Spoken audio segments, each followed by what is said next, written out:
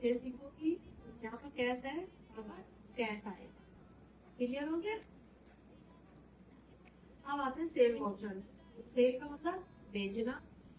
तो यहाँ पर फ्रूट सोल्ड टू मोहन हो रहा है, मोहन ने सामान बेचा है ना 6075 रुपये का, तो Mohan account debit to sale account. अब मोहन क्या है, व्यक्ति है ना, पर्सनल अकाउंट, ठीक है। और सेल हमारे पास से ज्यादा इसलिए आ रहा है। सेल रिटर्न फाइल राधिका के द्वारा सामान वापस किया गया है, तो सेल रिटर्न तो तुम यहाँ पर क्या मेंशन करोगे, सेल रिटर्न, ठीक। फिर यहाँ पर भी सेल रिटर्न सेल अकाउंट ही जाएगा, सब में रिटर्न लगाना जरूरी है। अब देखो आते हैं सेल में। सबसे पहले एंट्री क्या है, goods sold to Mohan, Mohan ने सामान बेचा 6750 रुपए का, तो मोहन टू सेल हो गया, इसको डालोगे यार। अब यहाँ पर क्या है, उसने चेक रिसीव करा है 6650 रुपए का, तो सामान तो ज्यादा का बेचा था लेकिन पैसे उसने कम लिए, तो इसका मतलब डिस्काउंट दिया है उसने, है ना। तो डिस्काउंट पेड हो रहा है उसका कितना, 100 रुपए का।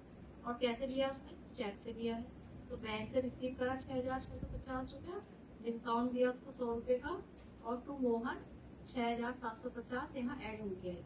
ये वाली एंट्री कहाँ डालोगी, रिसीव वाउचर में, F6। तो एक एंट्री है जो कि दो पार्ट में बटी है, ठीक है। अब यहाँ पर देखो, दास एंड कंपनी ने सामान बेचा था 1400 रुपए का, ये बेच दिया हमने। फिर यहाँ पर उसने माल वापस कर दिया हमको 100 रुपए का, तो यहाँ पर सेल रिटर्न बन गया 1000 रुपीज, ये गलत हो गया थोड़ा, ठीक है। अब डिस्काउंट पेड होगा तो क्या हुआ, हाँ कौन सा रूल आएगा, नॉमिनल का, ठीक है। जैसे यहाँ पर्सनल लगा है ना, तो यहाँ नॉमिनल लगेगा। रिसीव है तो यहाँ पर F6 का वाउचर डालो, क्लियर। तो इसको डालोगे तो कंट्रोल प्लस F8, ठीक है। फिर उसमें 1300 रुपये रिसीव कर लिया आपने, तो यहाँ डिस्काउंट तो बनेगा ही नहीं क्योंकि इसमें रिटर्न हो रहा था। पहला F8 में जाएगी, दूसरा कंट्रोल प्लस F8 में जाएगी, और तीसरा रिसीव कर रहा है तो F6 में जाएगी।